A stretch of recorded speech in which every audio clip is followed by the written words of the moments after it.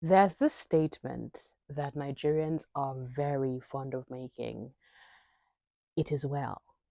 I despise that statement, and it's personal. It's personal. I'll explain.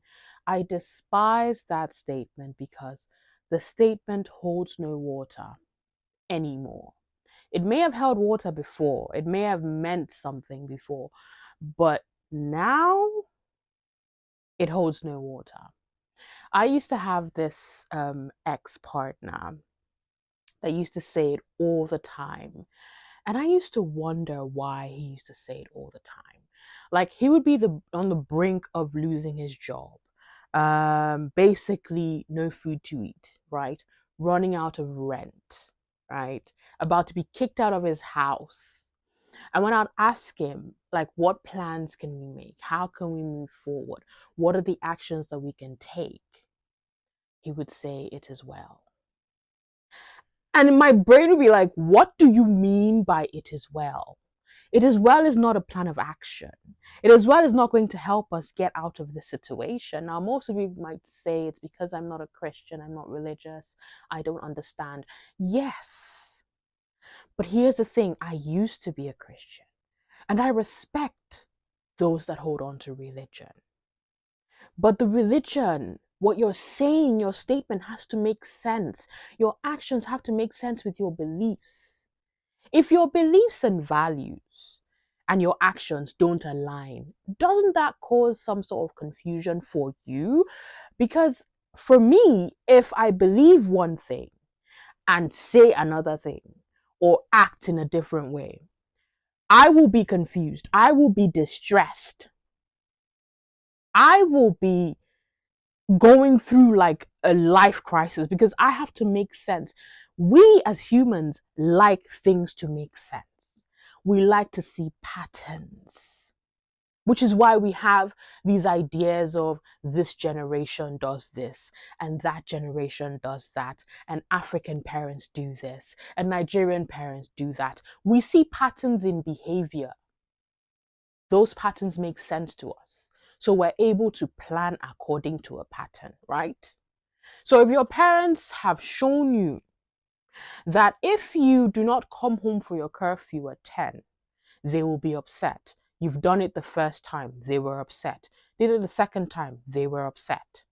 The third time, would your brain not tell you that they will be upset if you break your curfew? That's a pattern, right?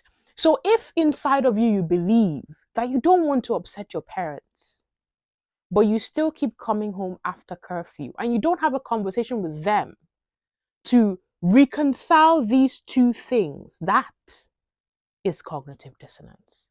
You have a belief, but your action is different.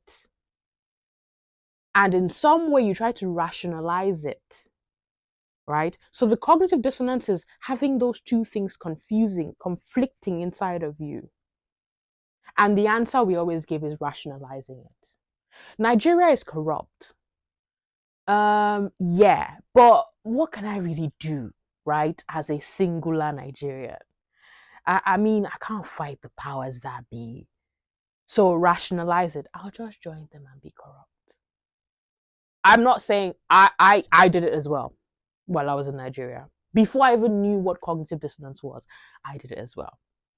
So in this video, I want to talk about that. I want to bring your attention to this thing called cognitive dissonance, right? This thing that most of us know. We go through it every day, but we've not put a word to it yet. We might have words for it in our languages, right? But we speak English every day now, whether it's pidgin, whether it's white my English, whether it's what, we speak English. And so this phrase, cognitive dissonance, helps us to understand why we have this thing happening, where our beliefs and our values and our actions, they don't align. They don't align, right? So I'm just going to explain it in the most Nigerian way that I can. The way that I know how. Welcome to my channel. My name is Adiala Young. I am a folk, yes, from South South. So it's pronounced Adiala, not Adiaha, not Adayaha, Adiala Young. Okay? And this is Conversations with A. I talk about experiences, I share experiences, I have conversations about things that I think about and things that I think people should think about as people. And so if this is your first time on my channel, welcome. Give us a thumbs up.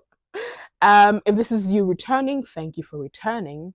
That means I'm doing something here. That means I'm doing something. So stay tuned or stay with me or stick with me while I try to make sense of this very Nigerian thing that we all do that we might not know that we're doing. So, like the story I gave in the beginning of the video, cognitive dissonance is just basically the most basic way I can put it is having values or beliefs that contradict each other, that are confused, that don't conform, that don't not conform. I don't like the word conform. That don't come together, that don't make sense, that don't align. Do you get what I'm saying? So if you ever have to make a decision, let me use the example because we revere our parents a lot. So I'm going to use parents a lot in this video. Let me use an example of a parent that has to disown their child. The child is about 16. I know this is going to be hard for some people to listen to. The child is about 16, right? So for us in Nigeria, as far as your parents are still alive, you're still a child, right? Even though outside of their house, you're an adult, when you come back to their house, you're still a child. So I'm putting an age, 16, so that we can all agree that this is a child. Now, this child, something has happened to this child. And let's say the child needs to be punished because in Nigeria we tend to punish children for the mistakes that could have been avoided if the parents had watched or been able to have conversations with the child. So I'm gonna say punished here.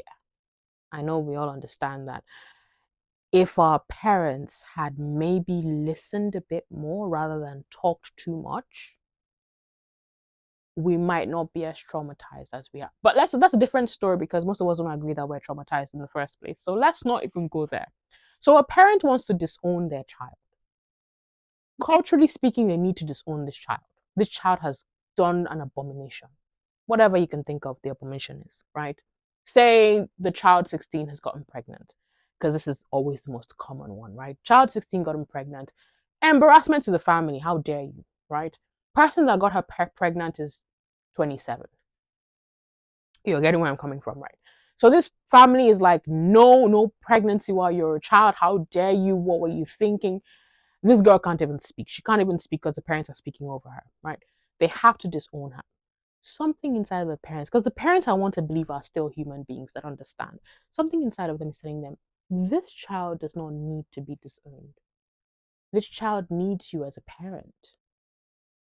Being a parent means that you're able to make mistakes. So why can't the child also be able to make mistakes if this was a mistake? Being a parent, you know that people are able to lie and connive and gaslight. The whole country gaslights us every day.